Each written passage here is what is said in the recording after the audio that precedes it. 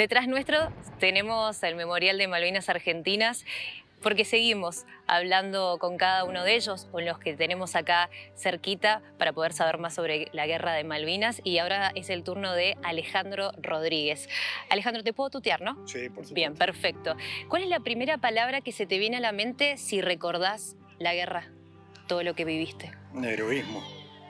¿Recordás cuál fue tu reacción cuando te enteraste que estaban yendo a una guerra? Y era una mezcla de felicidad. A mí me pasó una cosa muy curiosa con Malvinas. Yo de chiquito eh, había sentido nombrar las islas, pero no sabían dónde quedaban. Es más, yo me las imaginaba como unas islas del Caribe, una cosa así. Y nada que ver. No, era lo opuesto. Así que bueno, yo tenía 6, 7 años y me acuerdo que mi mamá me explicaba qué eran Malvinas y por qué en ese momento no les estábamos ocupando. Uh-huh. Entonces, de ahí yo creo que nació un poco el fanatismo. Y empecé a leer desde muy chico sobre Malvinas. Entonces, cuando me dijeron que íbamos a Malvinas, imagínate, para mí fue una alegría inmensa y una carga de responsabilidad también, porque sabés que que podés ir y no volver. Si bien en un principio pensamos que no iban a venir los ingleses, pero finalmente vinieron, entramos en combate y bueno, eso nos dio una lección muy grande de vida. Yo las cosas que vi en esos días que estuve en Malvinas no me las olvido más. No me olvido de las caras de mis compañeros, los recuerdo todos los días. Para mí en Malvinas todos los días. No ando por el mundo diciéndole estoy pensando en Malvinas, pero sí, me siento en la cama y es el primer pensamiento que tengo. Y lo mismo cuando me acuesto en la noche. Es el último pensamiento que tengo es Malvinas y las cosas que viví. Me ayudó mucho empezar a hablar del tema, porque al principio no hablábamos tanto. Es más, en casa no se hablaba de Malvinas, hasta que mi hija menor tuvo 12, 13 años, había empezado la secundaria, entonces me acompañó a una charla y escuchándome a mí, supo lo que yo había vivido en Malvinas. Entonces cuando estábamos regresando, venía llorando y me dice, papá, ¿por qué vos nunca me contaste esto? Entonces era como que en ese momento por ahí sentíamos un poco de vergüenza también. Si tuvieses la posibilidad de elegir, ¿volverías a pasar por todo lo que atravesaste? Siempre.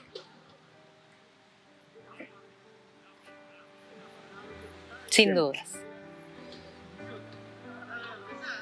Yo agradezco a Dios todos los días haberme dado la oportunidad de defender mi bandera, de defender la soberanía,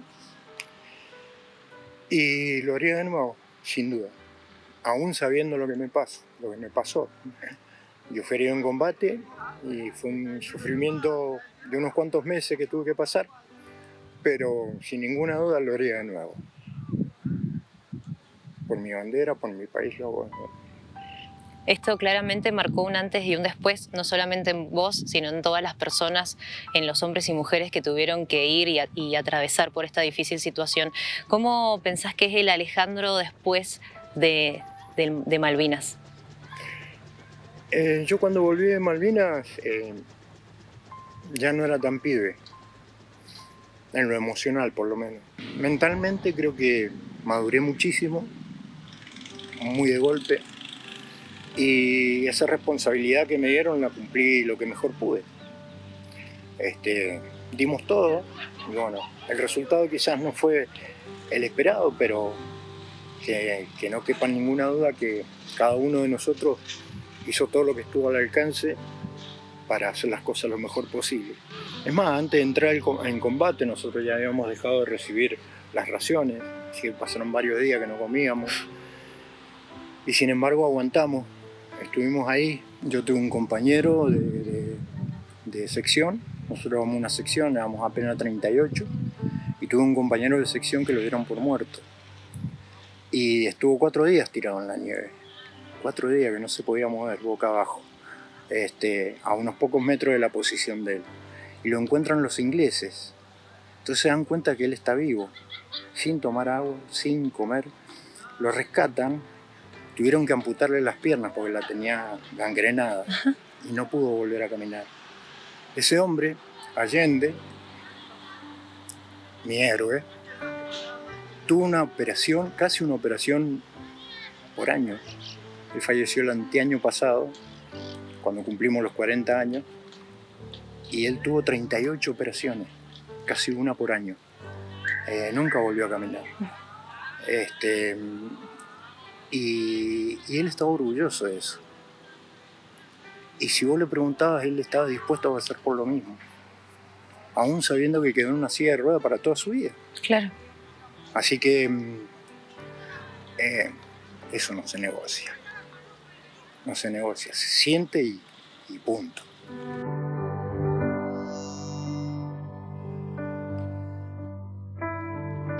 Mañana del día 22, madre, hoy es tu cumpleaños. Este martes 2 de abril es el Día de los Veteranos y de los Caídos en Guerra de Malvinas. Y bueno, tenemos un programa especial. Buenas noches, ¿cómo están en casa? A disfrutar este programa, a tomar conciencia acerca de lo que ocurrió en nuestra Argentina y sobre todo a no olvidar, a tener memoria. Que se abra para él, señor director, porque voy a saludar a mis invitados de esta noche. Empiezo por acá, Jorge Quintero, ¿cómo estás? Buenas noches, ¿cómo le va? Muy bien. Jorge Quinteros es veterano y excombatiente de Malvinas. Voy a presentar también, sí, a Argentino Rosales, veterano y excombatiente de Malvinas. Argentino, ¿cómo estás? Bien, muy bien, muy bien. Y voy a presentar a Jorge González. Ahí está. Morales, ahí está. Muy bien. Jorge Morales. Bien, no hay problema. También veterano y excombatiente de Malvinas.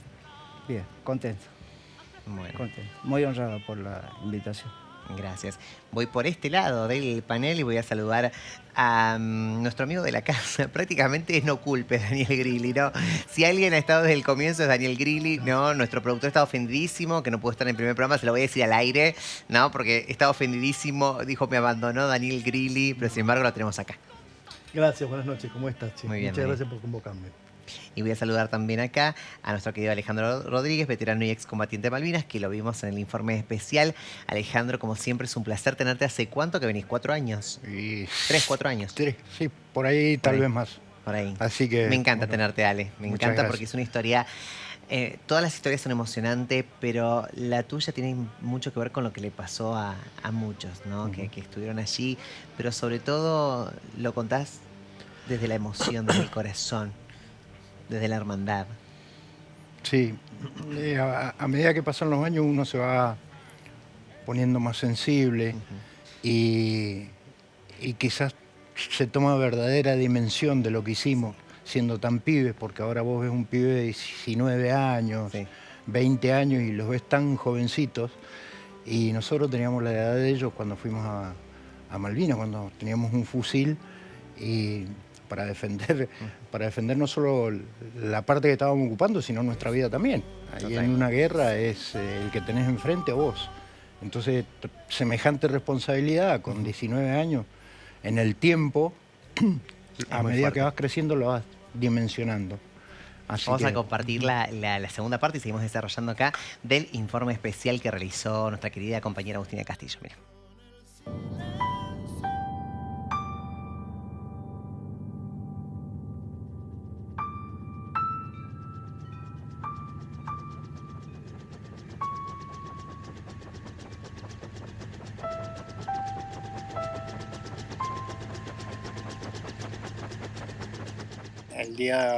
el 1 de mayo, fue el día del primer bombardeo ahí en la zona. Pasaron 2 Harrier por sobre las posiciones nuestras, tirando bombas, y ahí es como que nos cayó la ficha. Ahí es cuando dijimos, estamos en guerra, es verdad, nos pueden matar en cualquier momento. Pero ahí empezaron los bombardeos, sobre todo en la noche. Entonces vos sentías el proyectil cuando salía del buque inglés y tenías que contar hasta 8 para saber más o menos el ruido dónde impactaba. pero era algo que no sabíamos. Pues nosotros sentíamos que salía, pero no Claro. sabíamos dónde iba a explotar. Así que bueno, yo me acuerdo que en ese momento, si explotaba más o menos lejos el proyectil de la posición que estábamos, uno de nosotros salía a gritar, mejorar la puntería, ¿viste? Por más que estuvieran lejos y no nos escucharan, ¿viste? Era una forma de descargar también. Es una forma así de tomar coraje. Acá estábamos, mejorar la puntería, ¿viste? Y no nos veíamos, estaba todo oscuro. Claro, sí. Pero bueno, esas son formas de sobrevivir y de tener siempre tratar de tener siempre la moral en alto. ¿Me entendés? Más allá de las cosas que pasábamos en ese momento, el frío, el hambre, el miedo, no volver a ver a tu familia, tus amigos, o qué estarán diciendo, qué estarán viviendo, ¿me entendés? Sí. Pero bueno, yo creo que la moral la tuvimos alta durante todo el combate. Nos atacaron 2 batallones a nosotros de paracaidistas, cerca de 300 hombres. Nosotros éramos 38, nada más. Y estuvimos combatiendo desde las primeras horas de la mañana, de ese 28 de mayo, hasta las 4 de la tarde. Es más, fue una de las batallas más cruentas que tuvieron los ingleses. Está catalogada como una de las más cruentas que vivieron ellos. Así que cambiaron de posición varias veces, retrocedían y avanzaban, bombardeaban, nos volvían a atacar.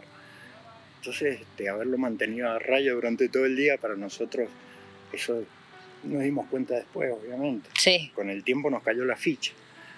Hoy hay libros, hay muchas historias, y cada una representa lo que sintió el soldado en ese momento. Ha sido un honor poder hacerte esta nota, no solamente a Muchas vos, gracias. al resto de los chicos, poder saber un poco más de la historia desde los protagonistas, y más que agradecida de ser parte de este país y agradecida con ustedes, con la gente que volvió y con los que no volvieron también. Sí, con los que no volvieron y los que volvieron y se suicidaron, no aguantaron la presión, no tuvieron, también los recordamos, Por supuesto. porque fueron casi la misma cantidad de los 649 que no volvieron. Entonces, para nosotros perder un compañero de esa manera es muy triste, porque a pesar de que pasan los años, 40 años, aún hay gente que siente ese remordimiento o siente esa culpa y termina suicidándose. Para nosotros es muy triste. Pero siempre los recordamos.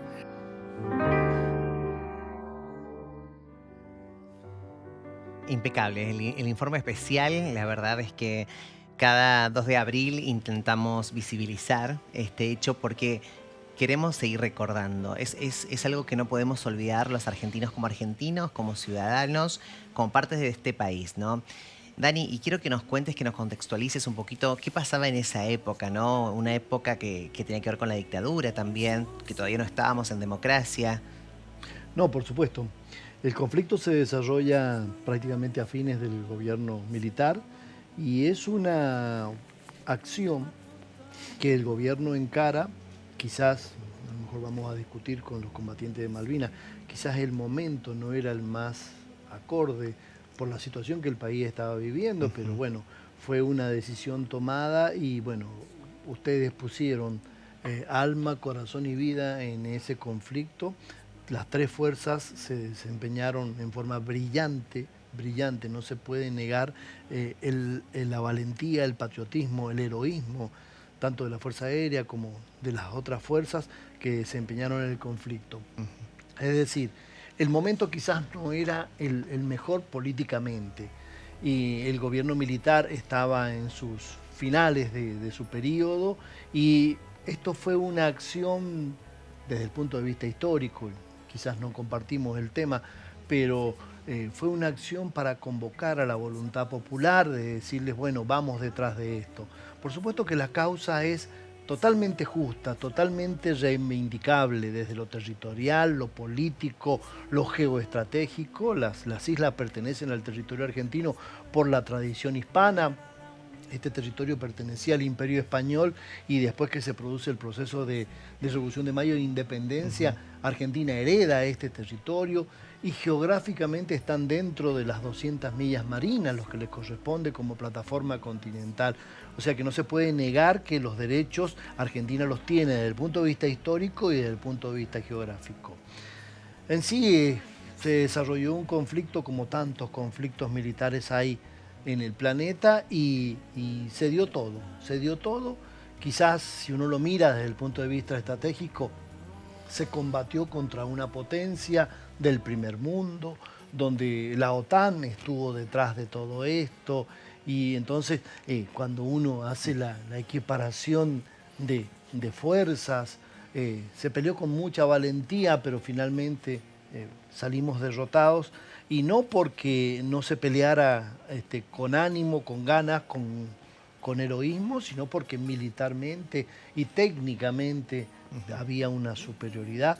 Dani, perdón que te interrumpa, pero vos Sí. sabés que mientras estabas hablando, también me fui, digamos, a unos escritos, ¿no? Que también está como la teoría, ¿no? De que esto de la guerra de Malvinas fue como para limpiar un poco a la junta militar, ¿no? Que venía como un contexto como de, recordemos el tema de los desaparecidos, y fue como, bueno, somos útiles para el país, somos valiosos para el país, vamos a realizar esto, ¿no? Bueno, también se habla, ¿no? De un poco de la limpieza de imagen de la junta militar en esa época. Todos los gobiernos de facto, si nos vamos para atrás, Argentina tiene un historial amplísimo, desde 1930 en adelante. Todos los gobiernos que no llegaron por elecciones limpias siempre tienen que hacer acciones que convoquen a la voluntad popular para unirse, para conseguir.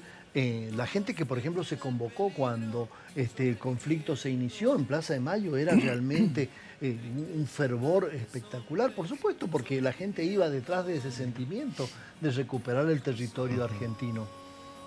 Pero todos los gobiernos de facto, llámense de distintos periodos, del 30, del 43, del 55 y así sucesivamente, han hecho acciones a fin de obtener la voluntad popular. Podría dar un ejemplo, el Mundial de Fútbol del 78, Claro. cuando Argentina le gana a un determinado país por una cantidad de goles determinada y se consigue ese triunfo, que tampoco lo podemos negar porque los jugadores jugaron su partido, ganaron, pero también son acciones que no debemos ocultar la vista. Y acá tenemos una instancia interesante que la historia nos permite, que cuando nos vamos separando en el tiempo del hecho histórico, van apareciendo datos, uno va perdiendo quizás la euforia del momento y lo va mirando con más raciocinio, con más tranquilidad. Y uno observa que ese proceso lógico, obligatorio, debido, se hizo en un momento que quizás se podría discutir si políticamente era viable. Entonces todos los gobiernos de facto hacen esas acciones.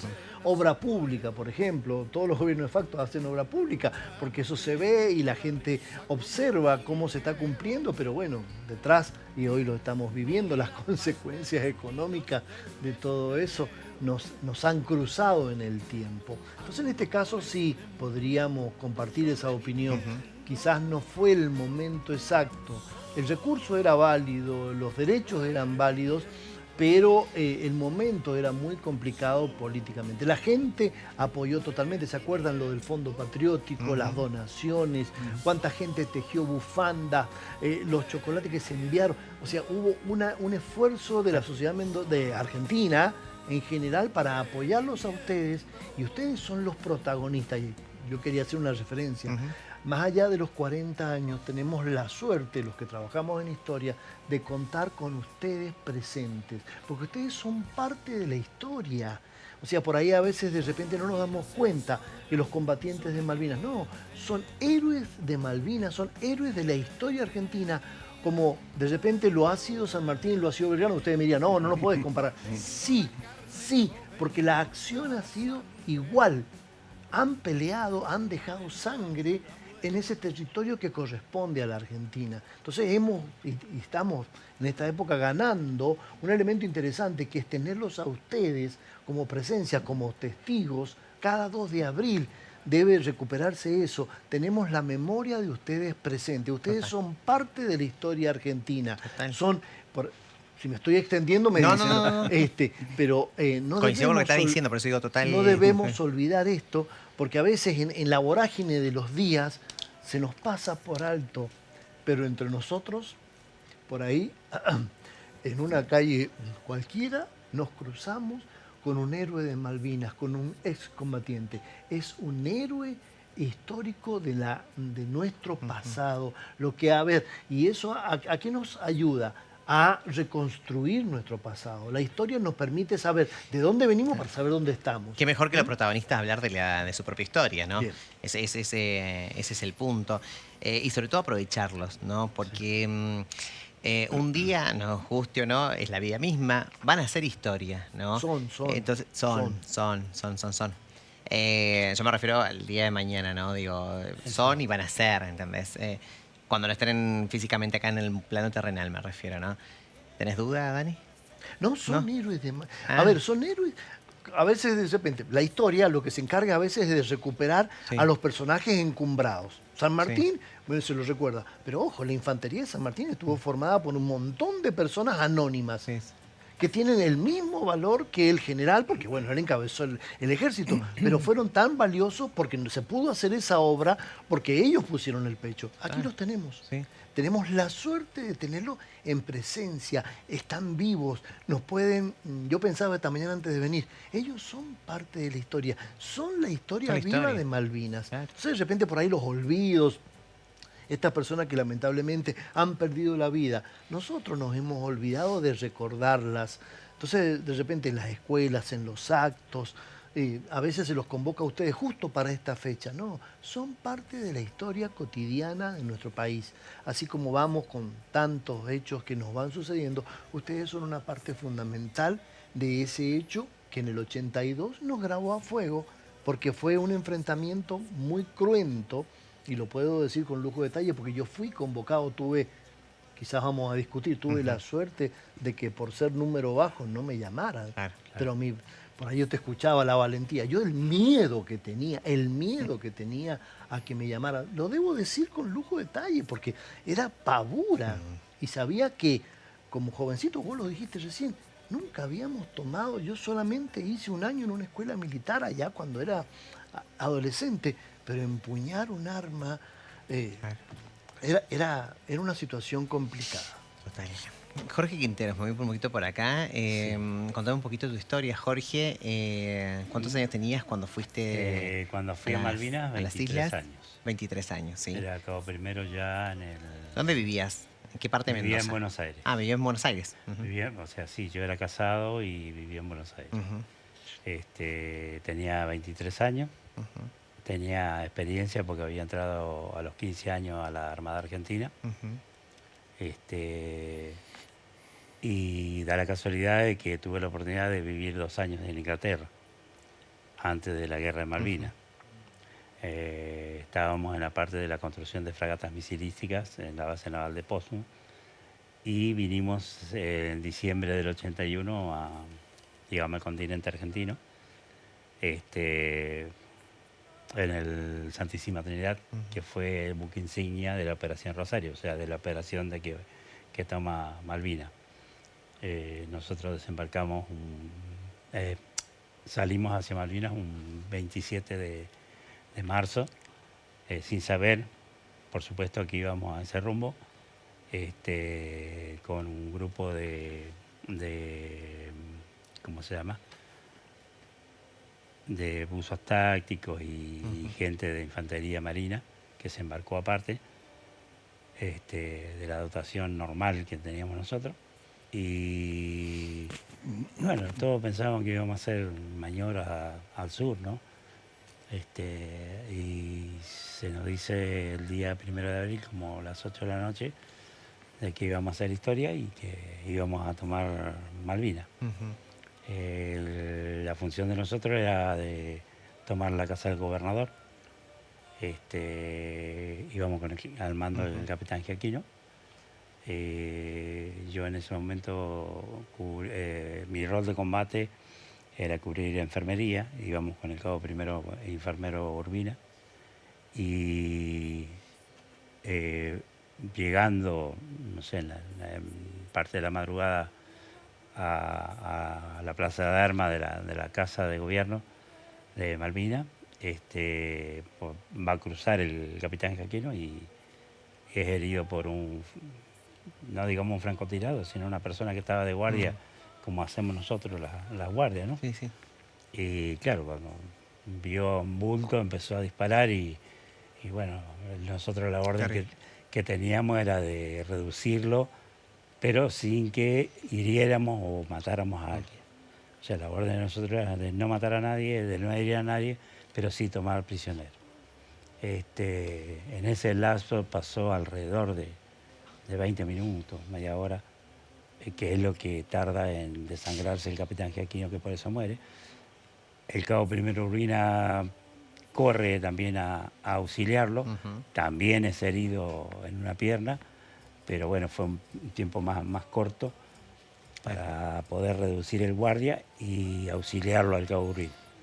Al tomar la casa del gobernador, bueno, se tomó, no me acuerdo qué cantidad de hombres, de prisioneros, y al día siguiente, el 2 de abril, a las 10 de la mañana, se entrega al ejército argentino, por ser la primera arma, el mando de las Islas Malvinas. Bien. Los prisioneros los trasladan vía Uruguay para devolverlos a Inglaterra. Cabo Urbina fue trasladado junto con el cuerpo del capitán Giaquino al continente y nosotros quedamos en el Santísima Trinidad a disposición de hacer custodia o ver dónde nos mandaba. ¿Por qué razón? Por la razón de que el buque de nosotros venía de Inglaterra y era gemelo a la Subsanto, a la Sheffield. Claro. Era un buque más moderno en ese momento de la flota. Bien. Fui también a Georgia, o sea, el buque de nosotros fue a Georgia a auxiliar al capitán Astiz, que él había ido por el problema de la ballenera y un submarino que habían tomado prisionero, donde ahí mueren 5 soldados argentinos. Y bueno, a colaborar con ellos. Y después nos tocó la custodia del portaaviones 25 de mayo. Perfecto. Vamos a seguir compartiendo el informe especial. Vamos a la tercera parte, ¿ver?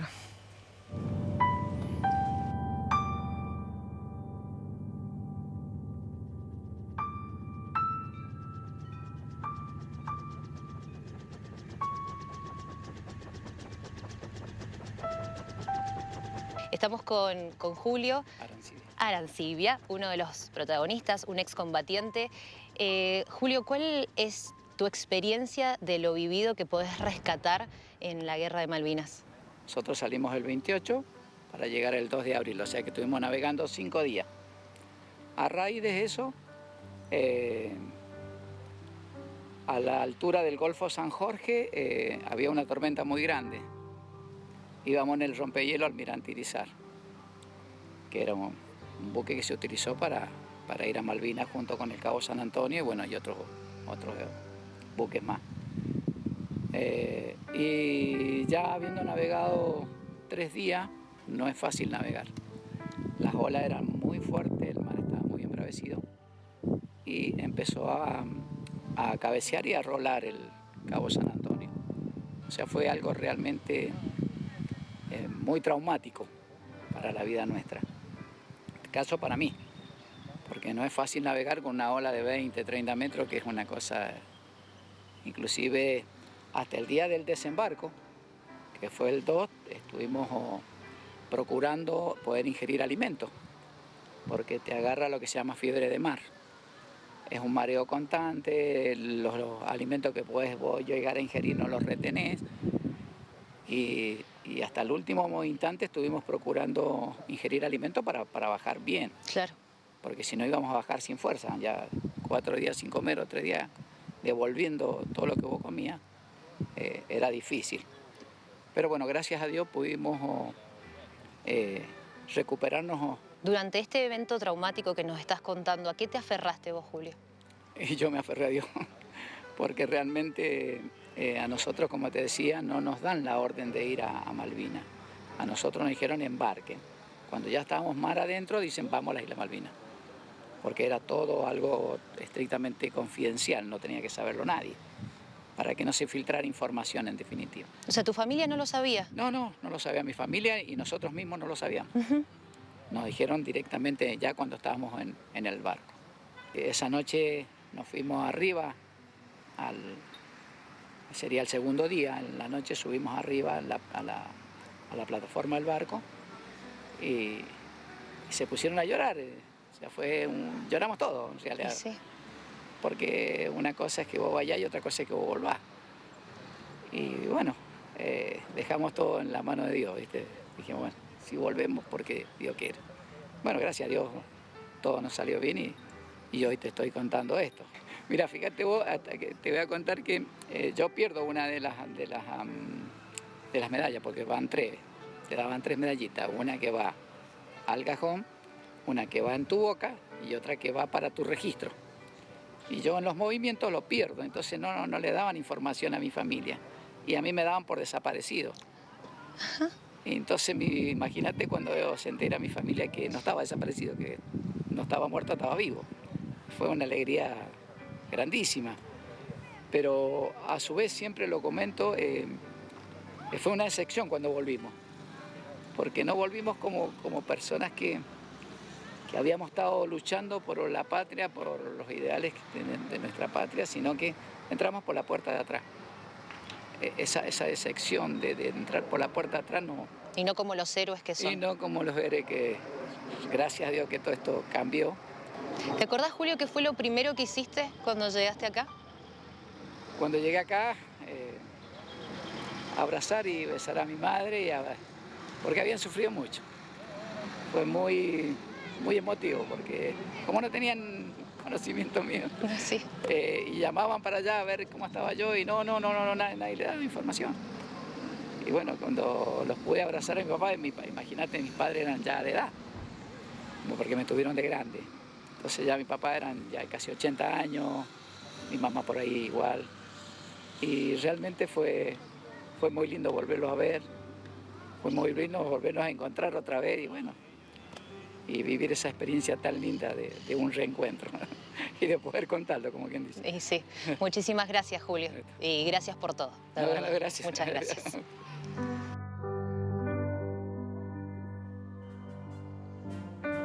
Me quedo con una pregunta que hizo Agus, se lo traslado a Argentino, Rosales, ¿no?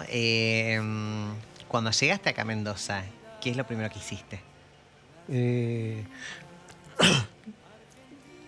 Yo soy de Tunuyán. Ajá.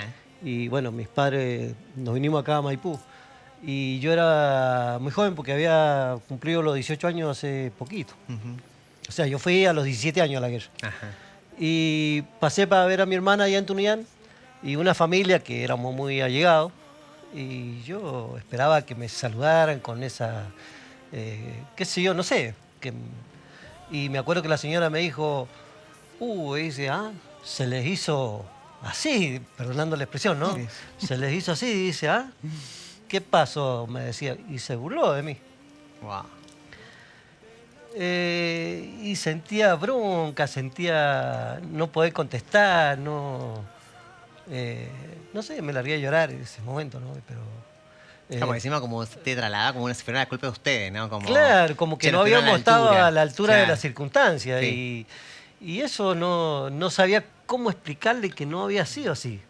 Porque si bien peleamos contra una potencia, recordemos que fue ayudado por Estados Unidos, que Francia también puso lo suyo, que si a ellos no lo hubiese ayudado lo que es Brasil, Paraguay, México, no podrían haber llegado acá al continente por falta de combustible. Uh-huh. Entonces, no éramos un país contra una potencia. Éramos un país contra 2 o 3 potencias y 4 países. 17 años. Y estuvimos solitos ahí aguantándonos, ¿no? 17 años. Era uno de los más chicos, ¿no? Sí, justamente soy de acá de Mendoza, creo que soy el más chico. Más chico. No, me parece. Yo entré a los 14 años a la escuela, justo me recibí de suboficial mecánico sistema en armas a fin de año del 81. Me dieron de vacaciones, me interrumpen las vacaciones para ir a la guerra. Uh-huh. O sea, estábamos en combate cuando tuvimos un receso ahí, un parate del estado de guerra ahí, y me acuerdo que vinieron porque en las noches nos daban en un bolsito así agua con pimienta para que no tuviéramos frío. Entonces vinieron los compañeros y me festejaron el cumpleaños ahí. O sea, Cumpliste los 17. los 18 18 cumpliste, claro, los 18. Yo los cumplo el 11 de junio y el 14 de junio terminó la guerra. Veo tus ojos que brillan Y con mucha emoción. y sí, porque cuando volví, qué sé yo, yo no sé si a todos nos pasó lo mismo, ¿no? Pero yo quería estar con mi mamá. Para mí ellos fueron Tu gran pilar. los máximos, ¿me entendés? Nosotros éramos del campo, siempre cosechando, plantando tomate, la viña. Y de repente, bueno, yo me fui a estudiar a Buenos Aires, qué sé yo, y de repente me vi involucrado en esa guerra, ¿no? Claro, en todo eso. Así que para mí, imagínate, yo cuando me venía de vacaciones, estaba en la escuela, yo venía a atar viña, ayudarle a mis papás, todo eso, y yo estaba en eso. O sea, no, ni ahí estar en guerra. ¿Te acordás de ese abrazo de mamá y papá? Sí, sí. Inolvidable, ¿no? Sí, sí. Mi mamá estaba, yo me acuerdo que estaban atando viña y llegué yo a la casa y cuando la vi a mi mamá que venía corriendo, ¿viste? Yo pegaba un abrazo que fue... Inolvidable. No, eso... Mi mamá fue lo más grande que tuve. Y bueno, gracias a ello, ¿no es cierto? Uno después sale a flote. Después ya cuando uno me vine de baja, ya me costaba conseguir trabajo y todas esas cosas. Anduve haciendo cositas, changas, en un trabajo, en otro, porque no sé si a ellos les pasó, pero te preguntaban, ¿y vos qué experiencia tenés? No, si yo estuve en la guerra, yo vine, entonces... Lo peor que podíamos decir eso porque nos Cerran las tomaban puertas. como si fuéramos unos locos, unos discapacitados, no sé. Entonces nadie se atrevía a contratarnos. Hasta que, bueno, ya el tiempo va pasando y uno se va reubicando en la sociedad, digamos así. Y hoy Argentina estás para contarlo. Sí, gracias a Dios, sí, sí, sí. Vamos a la otra parte del informe especial.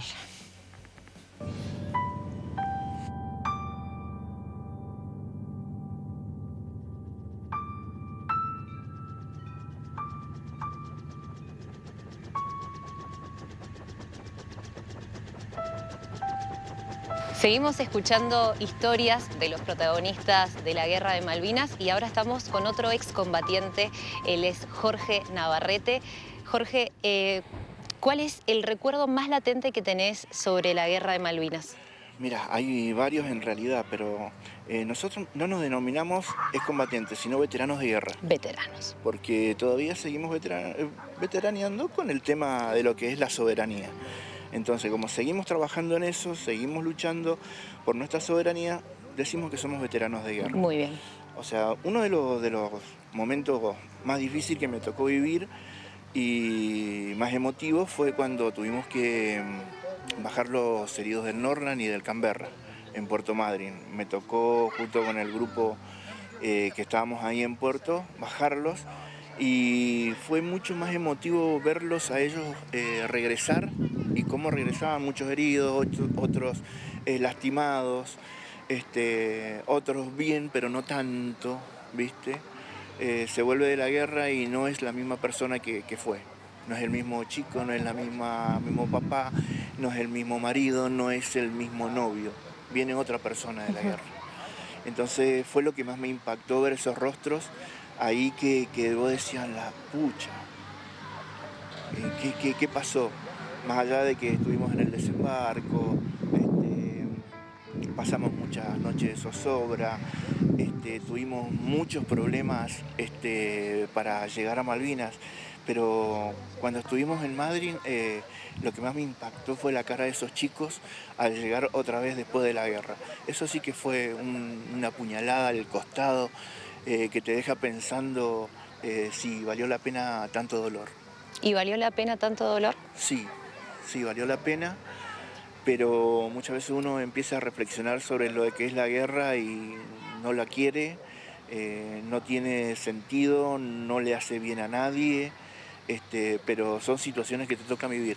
A nosotros nos tocó vivir una guerra, nos tocó vivir un momento bastante caótico en en un momento de la historia argentina donde no estaban las cosas nada bien, donde nosotros íbamos con un fin altruista, pero cuando volvimos con un dolor muy profundo.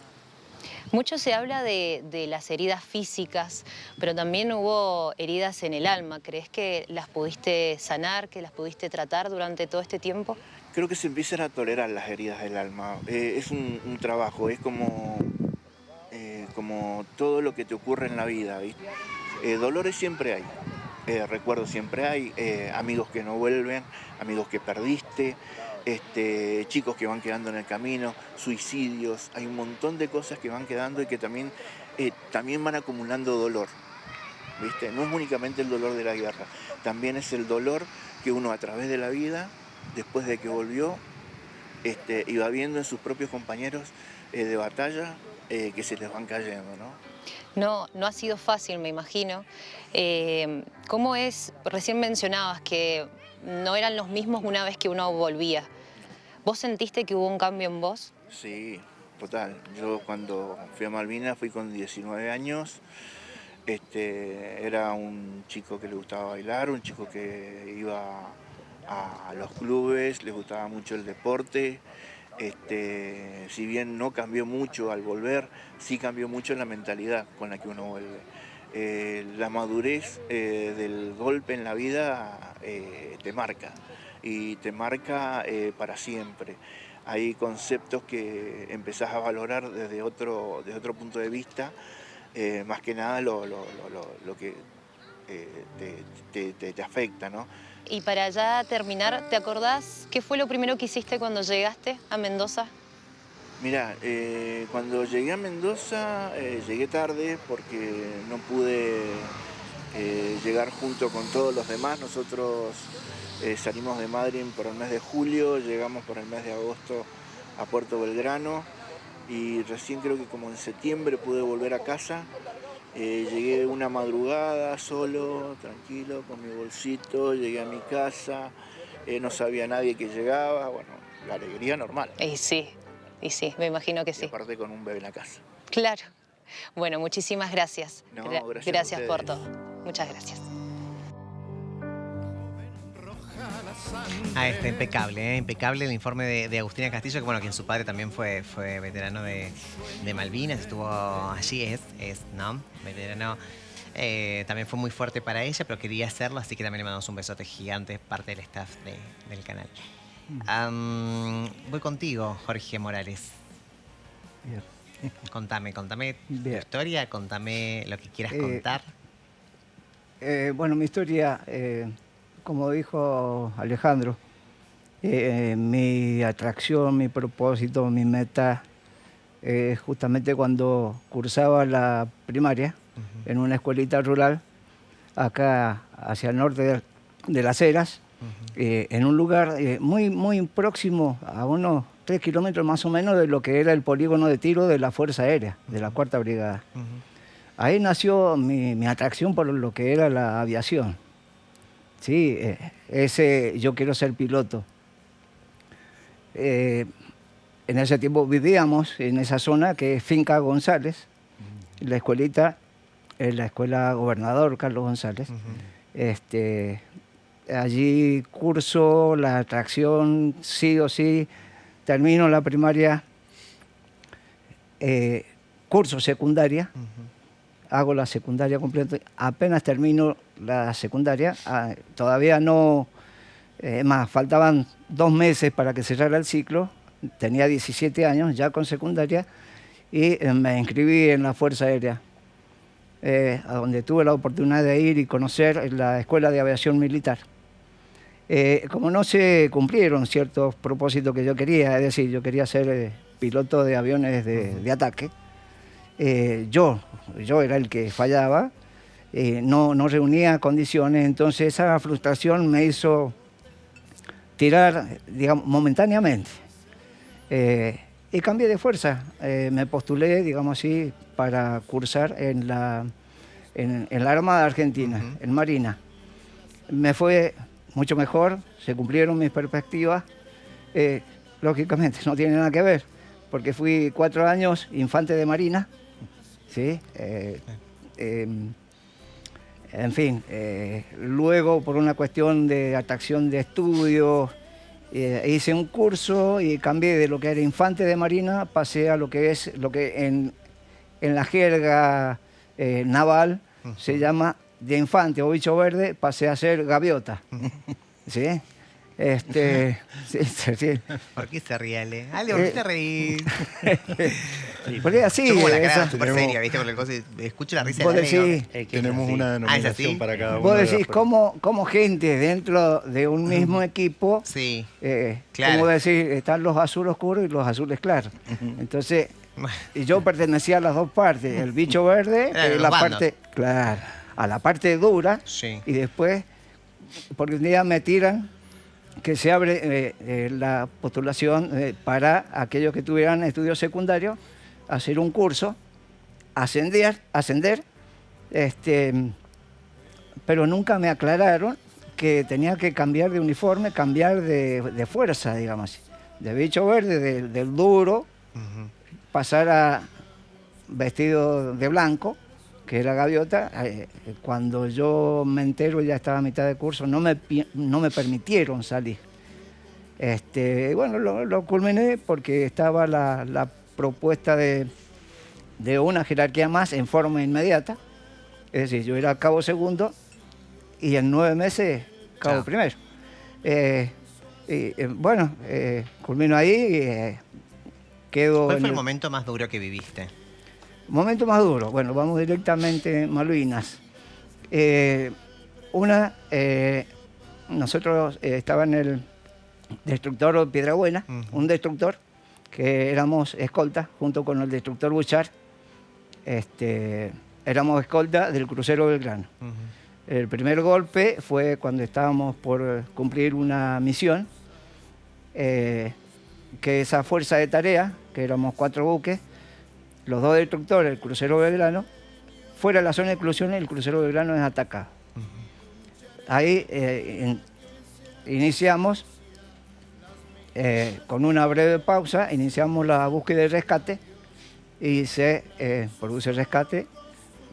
Ya en pleno rescate me toca o me designan custodiar a un compañero del crucero Belgrano que venía totalmente desnudo, venía quemado. Se es subido de la balsa, que yo ayudo con los cabos, ¿sí?, a subirlo. No se lo podía tocar y queda tirado en la banda del buque, prácticamente en la cubierta, y se le pone una frazada nada más. Entonces un oficial me encomienda la misión de quedarme con él, acompañarlo. Se lo acomoda, se lo cubre con el papel para los quemados, que es un papel tipo metalizado, que es muy suave en realidad, no es tan duro. Y ese hombre fallece en mis brazos. Wow. Cumpliendo la tarea que me habían dado, no lo dejé en ningún momento. Lo abrazaba como si fuera un hijo, le hablaba, porque él lo único, no hablaba, él gemía. Él tenía un gemido permanente. Entonces yo lo cobijaba, trataba de darle calor. Su cuerpo estaba caliente, no estaba frío, ¿sí? A pesar de que estábamos en la parte externa del buque, que había un temporal terrible, viento frío, te mojabas, te salpicabas. ¿Te intentó decir algo en las últimas palabras? No, este hombre no hablaba, no podía, gemía nada más. ¿Te acordás el nombre? Sé que era un grado más que yo, sé que su especialidad era electricista, él era cabo principal, yo era cabo primero. Me dijeron el nombre alguna vez, pero no lo recuerdo. Lamentablemente nunca lo pude retener. Siempre me ganó esa situación que falleció y sus últimos momentos fue un gemido que yo siempre le decía, bueno, quédate tranquilo, respira tranquilo, yo estoy con vos, no te voy a dejar. Cuando hay un helicóptero que venía con heridos, ¿sí? Cuando le tocaba su turno para subirlo, cuando lo agarran uno de los pies, yo de los brazos, o sea, entre 2 de los brazos, lo voy a dejar, digamos, de mi abrazo, de mi cobijo. Se puso tenso, pegó un estremecimiento a su cuerpo y luego se empezó a ablandar. Y ahí un médico que lo estaba acompañando, asistiendo para subirlo al helicóptero y trasladarlo al buque hospital, al Bahía Paraíso, dijo, no, dice, está muerto, pero igual, carguémoslo a la camilla y se lo llevó el helicóptero. Gracias, Jorge. Ya. Ahora sí, ¿qué un informe más? ¿Estamos? Ahí está, muy bien. Muchísimas gracias a todos los invitados. Tengo una segunda parte que tiene que ver justamente con productoras de Malvinas con filtro violeta. Ahí está, muy bien. Que nos van a hablar un poquito del rol de las mujeres también en esto. Quiero agradecerles. Muchísimas gracias. Como todos los años, es un placer tenerlos. Me encanta tenerlos, me encanta poder charlar con ustedes. No me canso de escucharlos cada año porque sus palabras ayudan a seguir construyendo y seguir visibilizando la historia argentina. ¿Sí? Así que mientras el programa siga, mientras estemos acá, van a seguir estando siempre. Muchísimas gracias. Muchas gracias. Gracias, Dani, también. Siempre es un placer. Gracias a vos. Gracias. ¿Vamos al corte o al informe? Vamos al corte. Este corte ya venimos. Con grandeza, el Tano, el Polaco, el Andrés, madre, cayeron los tres. Es de noche y los salgo a buscar. Muchas mujeres participaron de la Guerra de Malvinas desde distintos lugares, pero su rol activo fue borrado de la historia oficial y de la memoria colectiva.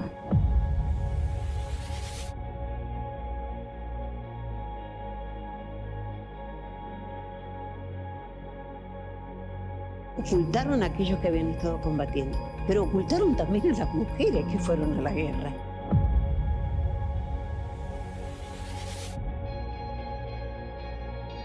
El gobierno no nos reconoce como, no queremos que nos reconozcan como combatientes porque no hemos ido a combatir, pero sí estuvimos en el lugar donde nos correspondía. Malvinas con filtro violeta. Esta es la superproducción que llega el lunes en la pantalla de Canal 9 Televida al término noticiero medianoche. Y vamos a hablar con las protagonistas. Vamos a hablar con ellas, ¿no? Voy a hablar con la productora de Malvinas con filtro violeta, Natalia Galán. ¿Cómo está, Nati? Hola, ¿cómo estás, Boa? Gracias por invitarnos. No, gracias por estar. Y con Laura Maya Rossini, integrante de Reunidas. Perfecto. Ahí está. Gracias Qué por lindo invitarnos. esto de visibilizar a las mujeres que estuvieron tan ocultas por tanto tiempo, ¿no? Estamos hablando de las que participaron participaron con cualquier otro modo, digo, enfermeras, mujeres que nunca se visibilizaron también, ¿no? Qué importante esto. Es otra historia, o sea, es la misma historia, pero también enfocada desde otro eje. Sí, digamos. Otro eje, digo, un poco más de visibilizar a las mujeres, a ese me refiero.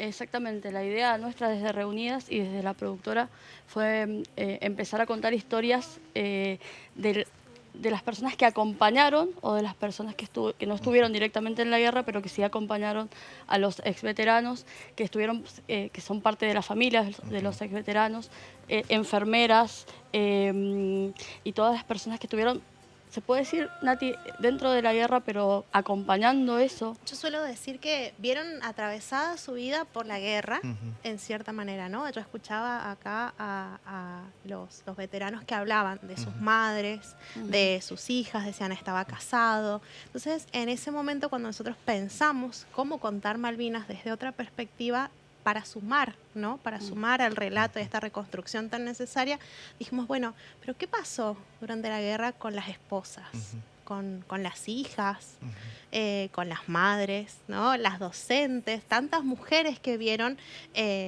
atravesada su vida por las Malvinas, por el conflicto de Malvinas, por supuesto las enfermeras, que este último tiempo yo creo que muy acertadamente se ha ido recuperando su historia, se está empezando a mostrar más, no lo suficiente, pero salirnos también solo de la historia de las enfermeras y contar estas otras historias. Y otra de nuestras propuestas, bueno, ahí la vemos a Doris, es, somos comunicadoras y dijimos, bueno, ¿cómo es contar una guerra propia? Porque nosotras vemos cómo se cuenta la guerra en otros países, ¿no? Que lamentablemente siguen sucediendo. Dijimos, bueno, ¿cómo fue contar una guerra propia, con caídos propios, donde quizás, como en el caso de Doris, había parte de su propia familia también que estaba en la guerra? Bueno, y ese fue nuestro desafío, sumar. Y la idea de que no estaba contada desde ningún punto de vista. O sea, hay muchos libros. Recién ahora venimos a recuperar por ahí las voces de los veteranos. Estuvo todo el tiempo muy oculta la historia de Malvinas. Si estuvieron ocultas los veteranos que recién nos acaban de contar que cuando llegaron no los recibieron de la mejor manera, imagínate recuperar toda esa historia, una historia familiar que estaba oculta, que no se reconoce, que no se valora, porque ellos fueron a entregar la vida por este país y la familia se quedó acá esperando a su hijo, a su padre, a su hermano. Fue una historia muy que nos marcó como sociedad, los que pudimos atravesar ese periodo de tiempo en el que esperábamos que los soldados volvieran. Fue una historia que nos marcó y nosotros sentíamos que estaba oculta. Las mujeres de Malvinas estaban ocultas en esa historia. ¿Por qué violeta? Con filtro violeta. Bueno, tiene que ver justamente con esta mirada desde la recuperación de la historia de las mujeres, esta mirada con perspectiva de género. Nosotras desde Reunidas hacemos periodismo con perspectiva de género y por eso dijimos, bueno, el filtro violeta tiene que ver con recuperar estas historias. Y algo que quiero sumar a lo que te contaba es que hay otra parte de las historias que tiene que ver con mujeres científicas que, si bien no participaron efectivamente del conflicto o sus familias no, dedicaron una gran parte de su vida a investigar sobre la causa Malvinas, ¿no? Que también ha sido algo muy necesario para que esas investigaciones desde distintos ámbitos de las ciencias sociales lleguen a conocer y a llevarnos un mayor entendimiento de lo que sucedió. Entonces hay una gran porción de los capítulos, de las protagonistas, que son científicas que han dedicado su vida a eso. Bueno, eso, bueno, a partir de lunes, de mañana a medianoche, lunes a viernes, después del noticiero va a estar este tremendo documental. Allí voy a estar prendida porque amo, desconocida de muchos casos, ¿no? Acá en Mendoza, así que me voy a informar sobre este documental. Maravilloso. Ya la calidad se ve muy bien y es hecho acá en Mendoza, así que felicitaciones. Gracias. Se ve muy, pero muy interesante. Y sobre todo por apostar a la industria local. Exactamente, 100% hecho en Mendoza y bueno, con financiamiento público, que eso creo que en este momento es importante recalcar que sin ese financiamiento no hubiésemos podido contar estas historias tan necesarias para lo que es el ser nacional y la causa Malvinas. Total. Muchísimas gracias, chicas. Muchas gracias a vos. A ustedes que están en casa, muchísimas gracias por acompañarnos como todas las noches, ¿eh? Nos vemos a encontrar el próximo sábado con más historias. Próximo sábado, próximo domingo. Así que gracias por acompañarnos. Te queremos, que descanses. Por siempre serán héroes, por siempre nuestros héroes de Malvinas.